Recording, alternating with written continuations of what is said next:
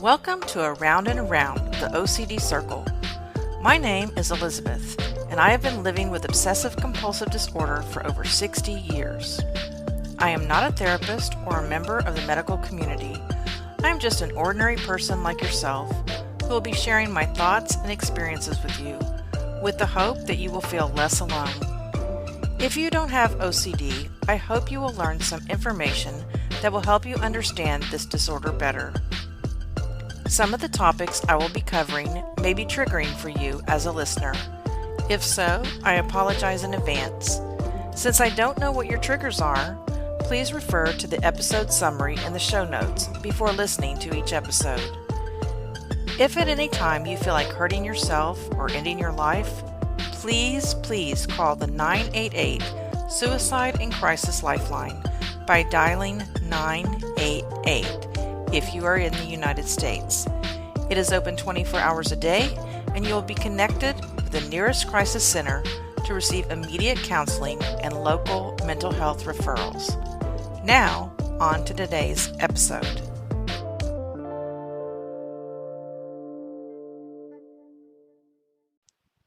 In today's show, I sit down to talk with Ashley Marie Berry, author of the book Separate Things, a Memoir, which is now available on Amazon. Ashley discusses her mental health journey, detailing her experiences with depression, bipolar disorder, and obsessive-compulsive disorder. She shares insights into her first obsessions, intrusive thoughts, numerous hospitalizations, and various treatments over the years. Ashley also talks about the support she has received from her family and how she supports her daughter, who also has OCD. I hope you enjoyed today's show and learn from Ashley's story that you are not alone. Good morning, Ashley. How are you? I'm wonderful. How are you? I'm great. It's so nice to meet you. I'm glad we got together. We're going to be talking about your OCD experience, and also you've written a book that I'm very interested in hearing about. I haven't had a chance to read it yet, but it's been put in my queue. Perfect. And so I was just wondering if you'd like to introduce yourself, tell us a little bit about you, whatever you want to share. My name's Ashley. I suffer from OCD. I just wrote a memoir called Separate Things, and it's on Amazon. I've suffered from OCD since I was 7, and it was really empowering to write this memoir because I do think that it's going to help a lot of people. So that's awesome. Yeah. And we're going to be talking a little bit about the book towards the end of today's conversation. And then you can let the folks know, how they can purchase it. And I'm also going to be putting the information in the show notes as well. Okay. Great. So I would like to start off by asking you, what type of OCD do you have? Do you have harm OCD, intrusive thoughts, religious? Yeah. Just a little bit about that. So when I was 7, I had full-blown sexual intrusive thoughts. I thought I was going to become a pedophile because there was a serial rapist that lived down the street from us. And I thought if he could live down the street from us, then maybe I could become him. So I had a lot of thoughts about people being naked. Like I couldn't go to the mall because I thought I was going to see everybody naked there. I had a lot of religious intrusive thoughts. So anytime I passed a church, I thought I was just going to suck up all the feelings that the people had that were in the church. And my contamination fears started probably around the same time, around 7. And they've kind of gone up and down my whole life. I find when I'm struggling with depression or something else, if I'm overwhelmed in my life, the contamination fears will come back very strong. So yeah, that's a little snapshot of what fears I struggle with. Did you, as a young child, did you tell anyone about what you were thinking, or did you just keep it to yourself? Or no, I told my mom. She's wonderful. She's my person. She never judges me anytime. I can say anything to her. But when Paul Bernardo was the rapist's name, when he was arrested, our lives as kids kind of changed. Like we weren't allowed to go outside anymore. Um, we were just, we gave up being kids when he was arrested because it was so close. And that's when my thoughts got worse because I felt like, oh, there is a fear because other people are feeling this fear. Like my mom was scared. So I told her, she brought me to a child psychologist. They actually brought in 5 child psychologists to St. Catharines after he was arrested because so many kids were having problems. Can you tell me about what year this was? This would have been 92. Wow. Okay. Yeah, I believe 92. Yeah, so I saw a child psychologist. It was hard though because I'm 7. I walk into this person's office and it's very cold looking. They didn't have any like children's toys or anything around. It was very very office like, and I didn't want to talk to her because she wasn't my mother. Right. So it was difficult. Were Yeah. you by yourself in there? At first I was with my mom, and then my mom just went to the waiting room, but I believe there was a glass, like a window that she could see in. Yeah, I was just trying to decide what the protocol was back in Yeah, 1992 for something like that. I mean, you're yeah, thinking about a pedophile, and yeah, they're leaving you behind a closed door. I kind of doubt it, but yeah. so 1992. That's amazing because that's the exact year that my OCD got full blown. No And way. and so there was not any mention of OCD. I saw numerous people, and OCD was never mentioned. So I'm Okay. assuming that OCD mentioned to you in 1992? No, it Your was mom? just no, they didn't know what the thoughts were coming from. Yeah. It Okay. wasn't until 2 years later I was diagnosed at Sick Kids in Toronto, with OCD. But Wow, I in remember '94. 94. So I Wow. remember my mom going to the library and trying to find on the books on anything she could find, and there was only one book on it. Mhm. Yeah. And what you were performing rituals that young? Yes. Okay. Mental rituals. Yeah. And Okay. then Mental rituals. yeah. So interesting.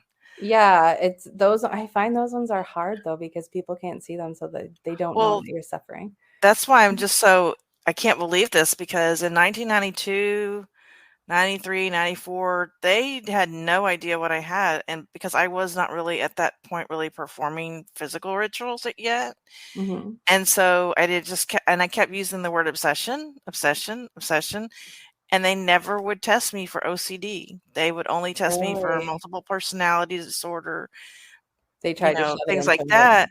Yeah. They were not using that word with me. I had no idea, and so that Wow. was Canada, so wonder if y'all are just a little bit more advanced than we are, I don't know. Maybe, or maybe it was just that doctor at Sick Maybe Kids, just right? maybe Was you just had just a great place there. yeah. Still, but 2 years you suffered with that before they let you know or your Yeah. mom know. Yeah, they were just trying to treat for anxiety. They put me on Prozac and Mhm. yeah, it was just kind of like an umbrella term, right? Like it's just we don't know what to do, so let's just throw her in there. So, I have several questions already. Mhm.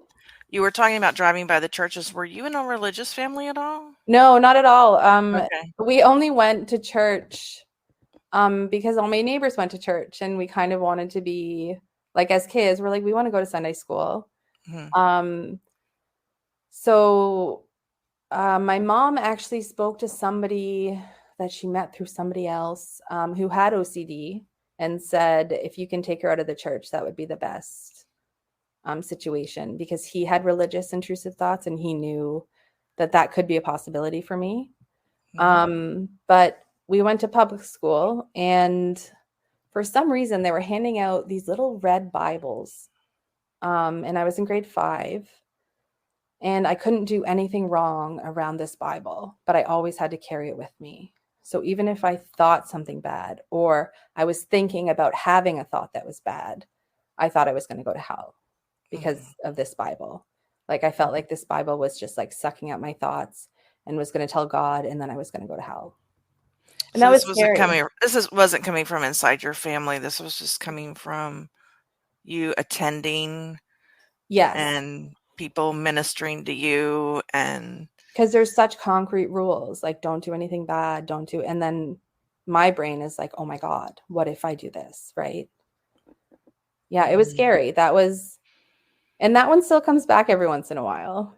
And I Really. haven't been to church since, but yeah. Isn't it amazing how we sometimes go backwards a little bit?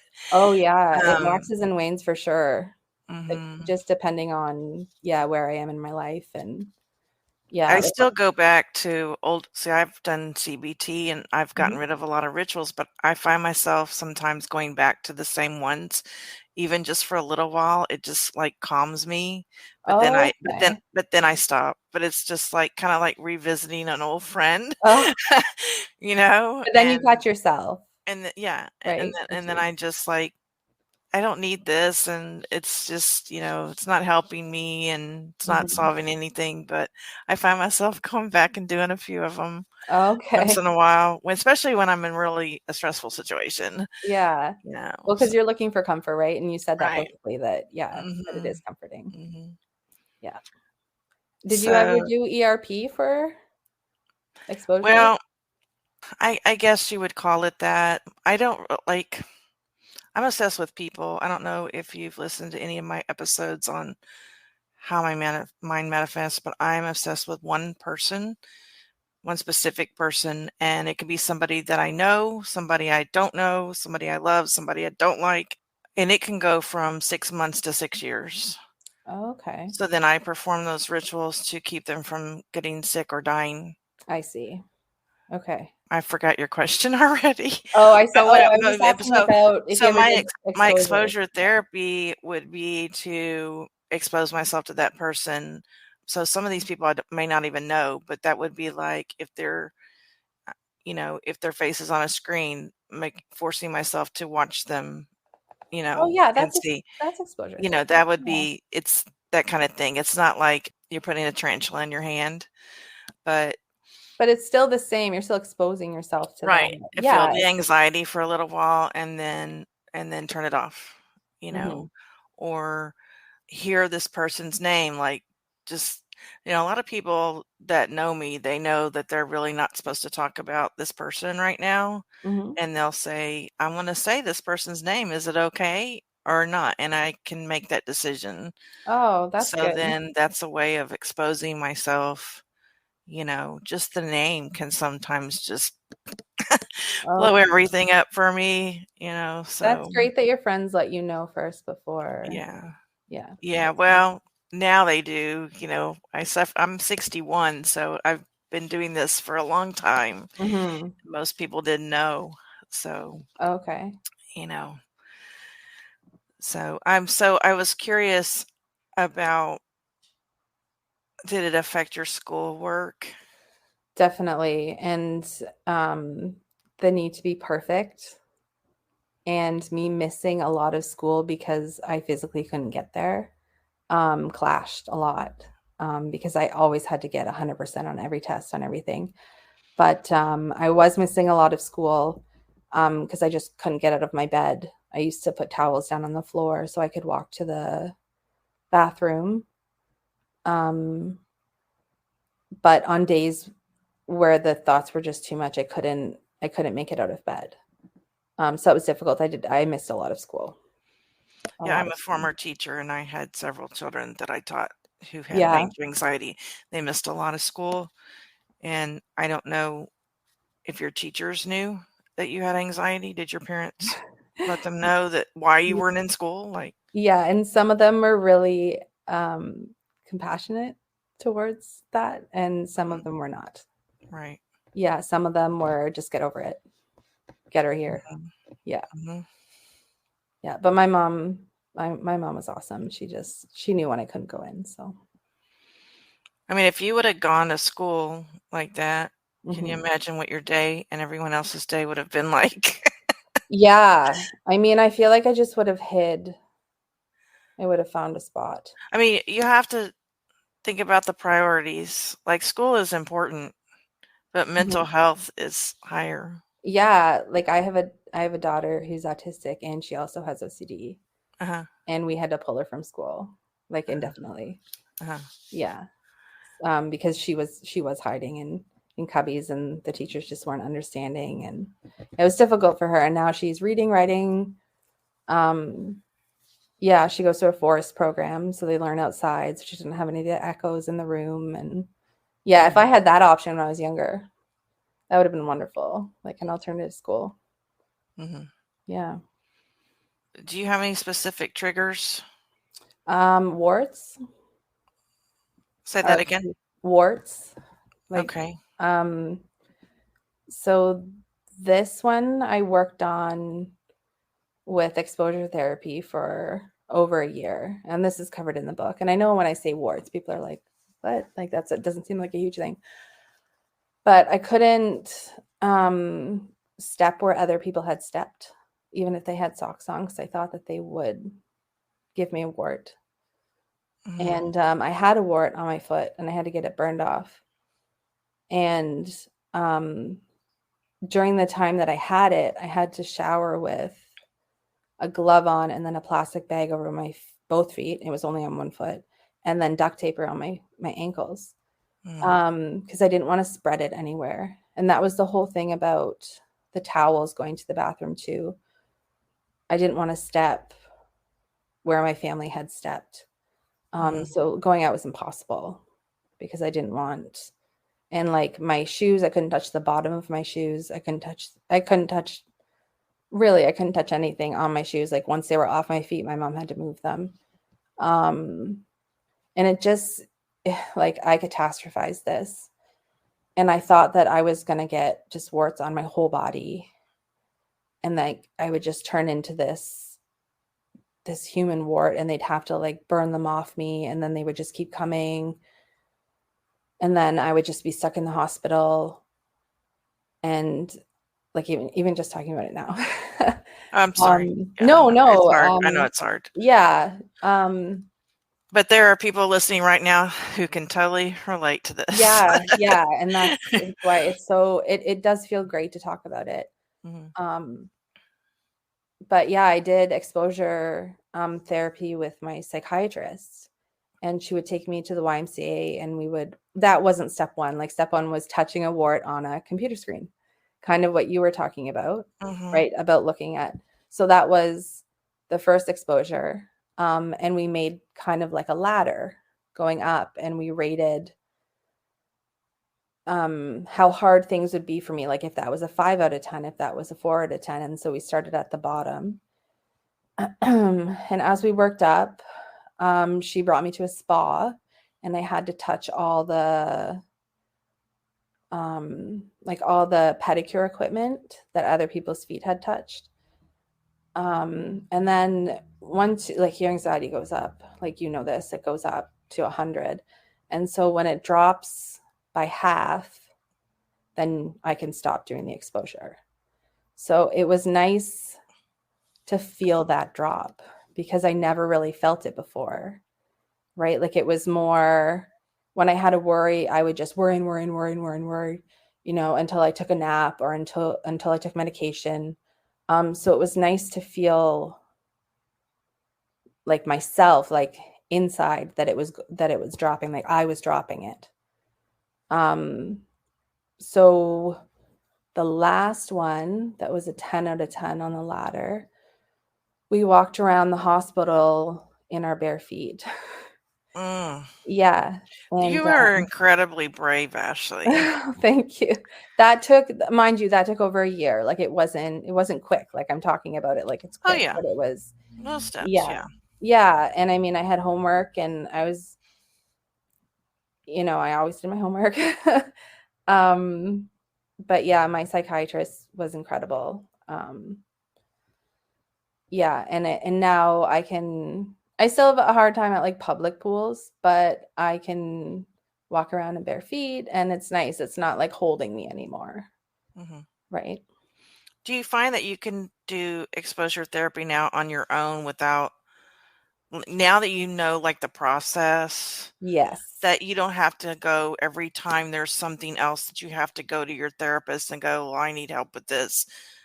Are you Yes. learning how to do that on your own? Yes, and that's like Mm. a revelation too, to know that like I have a hold over that as well, Right. I mean, it you know. changes your life because, well, for one thing, it makes you independent.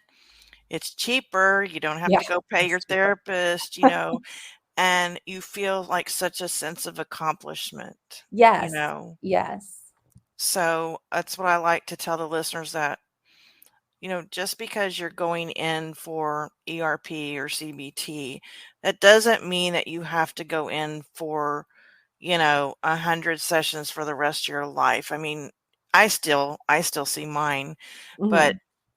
not for that Is because it I've more of like already a got the booster? process. I'm Yeah. sorry? Sorry, is it more of like a booster session that you go I for? we just have so many we're older now and we have so many things going on in our lives. Our parents are getting sick, our parents are dying. We have grandchildren being born.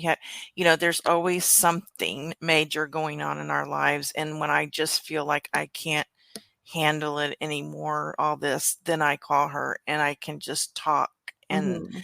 I can just spill it, and I don't have to say, okay, well, how am I going to do CBT on this? Because for one thing, I've been obsessed with the same person now for 5 years. So Okay. I already know how to take care of that. So Right. now if I never have two at the same time, Oh, okay. they never overlap. So once this one ends, I may have a little break if I'm lucky, and then the next one will start. Then I may possibly have to do CBT a couple of times with her, Mhm. but probably not because I already know what to do. I just Right. have to make myself do it, and that's the hard part. That is the hard part, yeah. That's where bravery comes in. That's where experience comes in because I know I can do this. I've done it before. I Mhm. know the steps. I just have to look back and go, how did I do this? Okay, we're going to start from the beginning, and this is what I have to do. And it Mhm. might be 6 months, it might be 6 years, but it will eventually be gone, you know? Right. And so I think really, I only think about this person like 1% of my day now, Oh, that's worse great. versus 100% of my day. And I think the reason is that I'm hanging on to that because I know another one might come, and so I kinda hang on to this so Right. that another one won't take its place. So Right. far it's working, but I don't know if it will, But you that's a know legitimate fear to, like, once you're done another with one's gonna one. pop up. Exactly. It always does. Yeah, that's how I feel, about my depression. When I get out of one, I feel like I'm planning for the next one, Really. and I don't, and my doctors are like, "Just live, like, you're doing well." Like, I just finished ECT. Just look forward, just look Sorry. forward.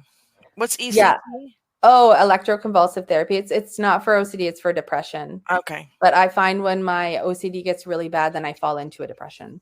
right. Um, yeah, so my doctors are saying, like, "Just go live, like, just go," and I'm like, "But I'm still planning," right? Like, Mhm, I'm still planning, like, "Oh, the next time I end up in the hospital, mhm, this is what." Yeah, mhm. it's not an excellent feeling. You're looking for D-Day.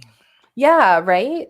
Mhm. Yeah, and it's easy for other people to say, "Just be happy," but Right. we know I what. know. Yeah. Let it go. Yeah, exactly, I know, and Just it's so just stop frustrating. thinking about it.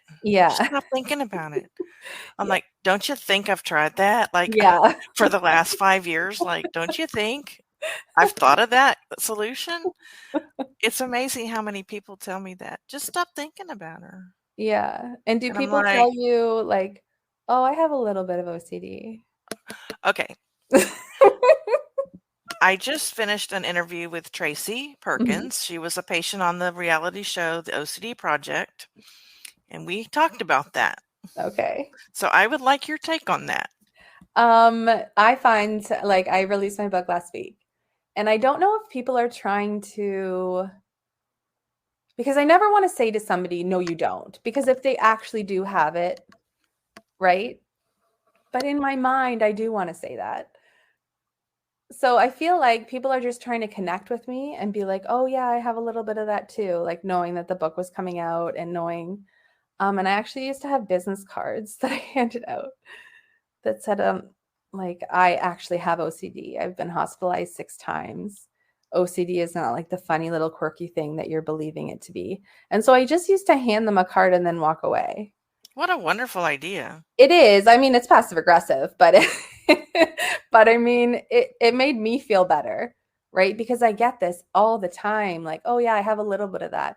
No, it's either your brain is wired differently or it's not, right? Like you can't, I don't know. And I feel like it's such a trend right now for people to say, oh, I have an anxiety disorder. I know OCD is not part of the anxiety disorder category anymore, but I don't know. I just feel like people are using it so lightly and it's like not a light thing. Well, it's just like the word love. They throw it around. It's true. Um, that's so gay. Yeah. I organize my M&Ms by color. I'm so Yeah, and they OCD. think someone told me Uh, that they like their kitchen mm, clean and then well, they have OCD. okay. If you think your friend's gonna die because they're not arranged that way, then Then we could maybe we'll talk. possibly take a look at that. But Yeah. no. Yeah. It's frustrating and it's And making this a I'm little I'm just thing. trying to ignore them about I you're educating them with your card. I'm just basically letting them go, you know? I'm just like, "I got other things to do today." Yeah. You just go ahead and think you get in my shoes, and then you tell me Yeah. what OCD is. Yes. So we've already talked about compulsions and intrusive thoughts. We've already talked about a lot of things on my list. So I don't know how many friends you have, and we can talk about present or we can talk about past. Makes no difference to me. But I was just wondering how your family reacted or is currently reacting, how your friends reacted. Do they like my friends make adjustments for me? I Mhm. have my OCD starts when a event is not closed in time. So Okay. my friends know that if they tell me they're going to call at a certain time and they don't, they're going to get a message from me asking them, "Are you going to call?" Because I have to have that event closed, Okay. or they could possibly be my next target. Okay. I see. They know Yes. that's how this starts. Is there's an unclosed event in time with this person, and then it just gets in a loop, Spirals, eh? Yeah. gets in a loop, Yeah. and Do they Um, do they do anything to assist you, or yes. I need a lot of do assistance. they avoid you like the plague? And you lost friendships or Oh, relationships definitely. because of it? You can Definitely. tell us a little bit about that. Yeah, like I feel like I'm a lot. Especially like when I'm in the middle of an episode that's too much for them. I find it really hard to have friends. Mhm. I don't know if that's the same for you, but I feel like I'm such a black and white thinker that if like that friend does something that I don't like, it's easier for me to just say I don't want to hang out with you again than to like a kind of attempt to fix it. Um, my family, on the other hand, has been wonderful, and I know a lot of people um, don't have this. But nobody in my family has OCD or any sort of mood disorder or anything. So I'm like kind of the unicorn. Yeah, I was gonna Um, ask you that if you thought it was hereditary in well, your my daughter has family. it. Well, yeah, that it's Yeah, come and down from you, but I was thinking before you. yeah, no one Wow. had it. Okay. And they can't even really say like that person had it but wasn't diagnosed. Like there was no tendencies, there wasn't Wow. anything. Okay. So my family read everything they could about OCD. They came to sessions with me with my psychiatrist. If I have to be admitted, I mean, they're right there. If I'm in the middle of, I also have bipolar disorder. So if I'm in the middle of a bipolar depression, like they're just so helpful. And my husband is wonderful. He knew nothing about mental illness when we met. But now, like, I feel like he's like an honorary one of us. Like, I feel like he really understands my needs. And when I just want to be left alone, like, it's not like he just knows my moods and he just knows me so well, and he's so wonderful. And he's so wonderful with our daughter too. He had to learn a lot. Because when we met, my OCD was kind of at a good spot. But when hers came out at age 5, it was full blown. Like, it just like came out kind of like mine came out at 7. And, he had to learn, like, am I giving into this? Should I be saying something about hand washing? Should I not? Like, and he's like, let's make a plan. It's always like, let's make a plan. And I think that's so helpful, because sometimes I look at it and I'm overwhelmed and I'm like, I gave that to her. That's awesome. Right? Like, so he's wonderful. Yeah. And my daughter's doing really well with, like we call it the anxiety monster. And, we do exposures with her. So yeah. That's amazing to have that support. Yeah, it is. And I know, like, I know a lot of people don't have that. And I wish for them, just to find that one person that can help them out. Yeah. I've got an interview scheduled. I hope it's going to go, with a husband and wife. The wife has OCD and the husband wanted to come on, and we wanted to talk about spouses of people with OCD. The challenges that we've got it scheduled. Like I said, I don't know if it will go, but I'm hoping it will. Yeah. Everybody's so busy right now. So, so you've done ERP, you've done, what's that other one? CBT. CBT, and then you did the other one. DBT. I've done them all. No, it was something else. It was with a different disorder. It wasn't with OCD. It was your depression. I did ECT. Yeah, electroconvulsive therapy. Yeah, they give you seizures. Yeah. And it did that help you? Surprisingly, I did 4 sessions. I was at I was at a really, really low. They didn't think I was coming out of this one. And 4 sessions, I just kind of like woke up and I'm like, hey, the first thing I said to my husband was, do you want to watch a movie tonight? And like, for me to say that, I know it doesn't sound like anything, but for me to say that to him, to like make a plan for the future, because I was in such a deep depression about, I don't want to be here, like this, I'm not going to, like, it was just awful. And then after 4 sessions, I just like bounced back. Yeah, it was wonderful. So I ended up doing 9. I mean, I would recommend it. It's wonderful. It's for depression, right? Yeah, it's for depression. Yeah. Are you currently on any medication right now? Oh, yes.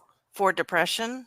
For bipolar depression. Yeah. Okay. Yeah. Okay. And you want to spout off the ones that you've used in the past? Oh. For all those people who are always asking me, what medications do you take? Can I tell you my favorite one? Yeah. For OCD, it was clomipirene and Afrinil. Really? Oh my gosh, that was a lifesaver. And like, are you still on it? I just went off it when I was in my depression, because it could it could make me go lower. So I went off. Spell it. I mean, say it slowly. Oh, sorry. Clomipramine. CLO. Clomipramine. I haven't seen that one. Really? It's called Anafranil. It's used a lot in Canada, I think. Well, I haven't been on medication in a while, so that's probably why. I am currently med-free. Okay. I'm sure in the future I will be back on something, but for right now I'm med-free and relying on my therapy. But okay. I find for me, I know everyone's different. It just takes the edge off, and it's easier for me to do therapy. Mm-hmm. That's what's helped me the most with depression was Prozac, and it's also helped me with my OCD. Yes, I was on that when I And was I younger. was on it for 9 years, and then I got Mhm. off of it, and then the holidays are a real trigger for me, and so usually in September, I start it and then get off of it in February to kinda help Mhm. me get through the holidays, all the triggers, Mhm. and then I think it's been 3 years since I've done that, but I always somehow go back to Prozac. Oh, yeah. Did you have a medicine that you just had horrible side effects with?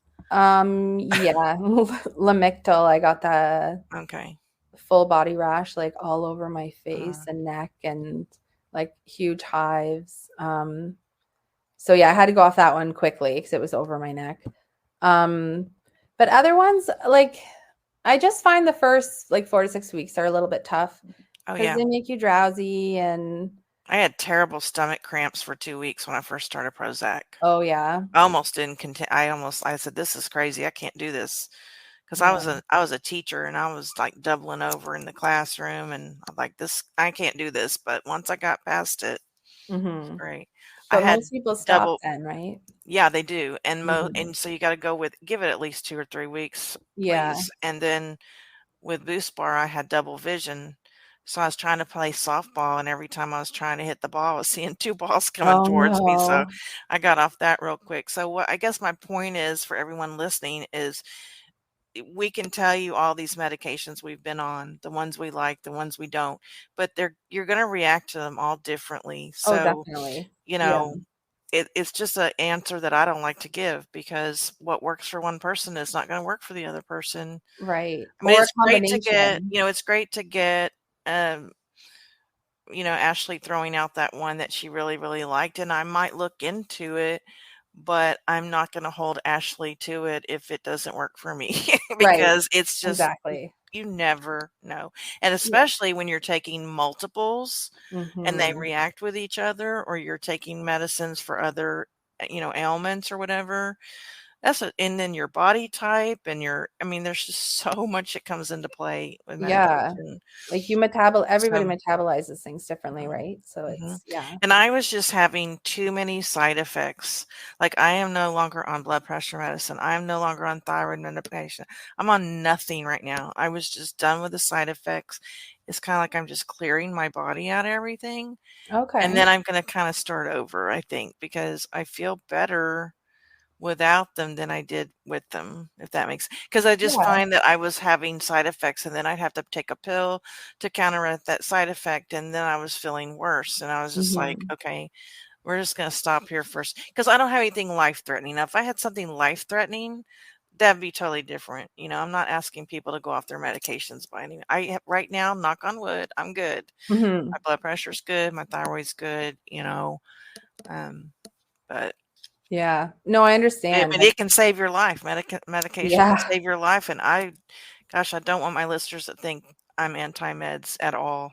Mhm. No, you're just taking a break, and I think I that, you I'm know just cleansing my body, and I'm doing other exactly. things. But if I had an illness, a major illness, oh, yeah, I'd be down in my doctor's office immediately. Yeah. Yeah, they ask me, say, "You need to be on this," I do it. I listen Yeah. to my doctors. Like, being bipolar, I can't go off meds. Absolutely. Yeah. You Yeah. can't. It and people do. Yes.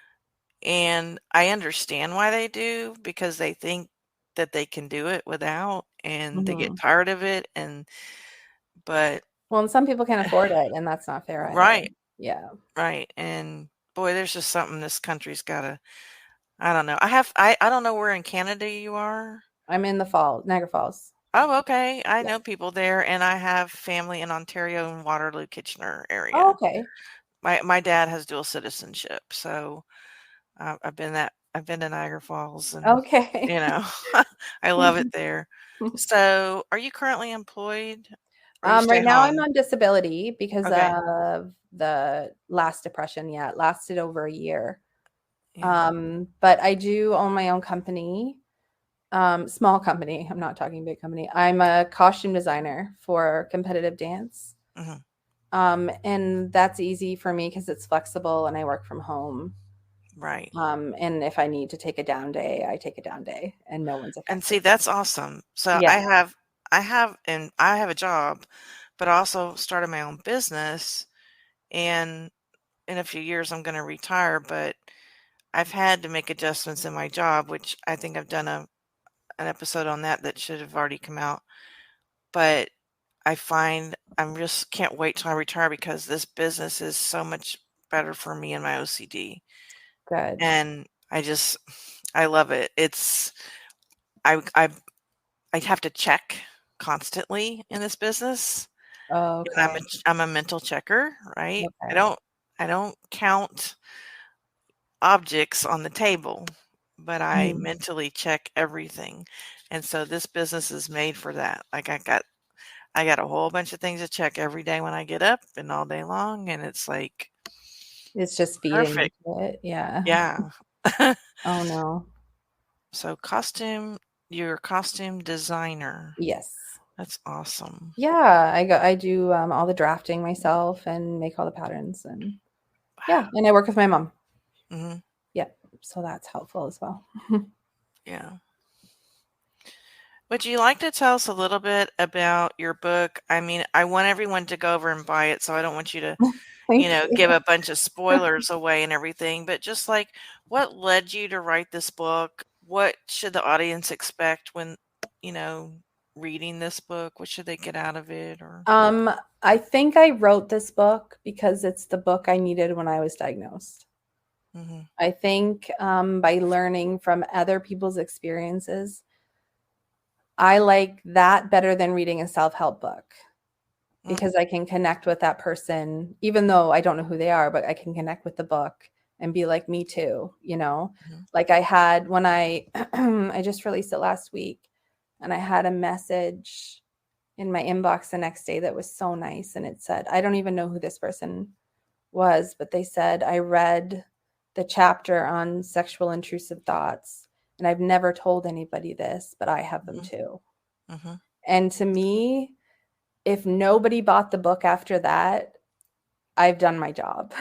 mhm, Right? Like cuz I just felt for this person, and like for them to write, like to even take the time to write that to me, like it was just so wonderful. So mhm, it kind of goes up and down like OCD does, throughout the chapters. It talks about my psychiatric stays, and a lot of the nurses there didn't really understand OCD, because they're used to treating depression and stuff like that. So it was almost like me educating them. And then it talks about when my daughter was diagnosed and how I felt when she was diagnosed because it was overwhelming. And then I went into a depression, and it kind of touches on everything, on mhm. every kind of, situation that I've been through. And I'm really hoping that it can help other people, even if they just say me too and get that feeling of like, I'm not alone. Mhm. Right? Like I think that that's what we need more of. Right. Right? And that's why I have this podcast as well. Definitely, Yeah. definitely. So the book is called Separate Things, a Memoir, and it can be purchased where? On On Amazon. Amazon? Yes. Okay. And in what form? In They have the Kindle version and the soft cover. Mhm. Okay. And is there a place a way that people can contact you? Do you Yeah, have a definitely. website or social media? Yeah, social media is good. It's Facebook. My user is Separate Things. Mhm. And then on Instagram, it's Separate Things Memoir. And I check my messages often. Okay. And I will put So those in the show notes as well. perfect. And so before we close, I was just wondering if you could think of some words of wisdom that you'd like to leave with the listeners who are living with OCD. Yeah, for sure. Anything? um, I think, and like someone said this to me, and I hated them for it at first, and they said it gets worse before it gets better. But when you're doing ERP, it does get worse, but then it gets so much better. And I just hope that, because I read a lot on chats and stuff about people are like, I don't want to try that because I'd heard it's really hard. But it is really hard, but the benefits that you get from it is just amazing. And I think just to keep talking, like keep talking to each other, like keep talking about it. Because if you feel shame towards it and you talk to somebody else about it, that shame dissolves. And I think that that's something that we all kind of need to work on instead of hiding. Yeah. Well, thank you so much for joining me, Ashley. Thank you. You have a wonderful day. You too. Thanks, Beth. Thank you for listening to Ashley Marie's story. I know some of you can relate to all she's gone through. I encourage you to read Ashley's memoir, now available on Amazon in paperback and Kindle versions. My affiliate link is listed below. Show Ashley Marie some love by leaving her an Amazon review after reading her story. You can contact Ashley Marie on her social media accounts, Separate Things Facebook page, her email address, and her Instagram. They're all listed in the show notes. Don't forget that you can contact me on my social media accounts also listed below. And if you'd like to be a guest and tell your OCD story, remember that you can be completely anonymous on air. Join me next Monday on Around and Around the OCD Circle. Until then, have a wonderful week.